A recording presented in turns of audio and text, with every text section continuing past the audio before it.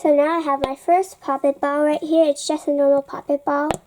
I have like a few. I'm going to show you later.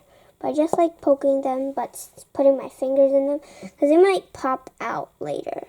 So I just like to do this and then pop them out. Satisfying. I'm just going to show all of my Popit balls at once. So I just got like 2 more.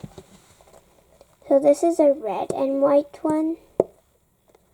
It's also pretty good. And I got this pink tie-dye, pink, blue, and white tie-dye Popit ball. So I showed you all 3 at once.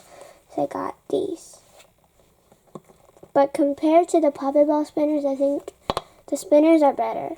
They push in better. These are more or less satisfying. So I'm going to show you our other fidgets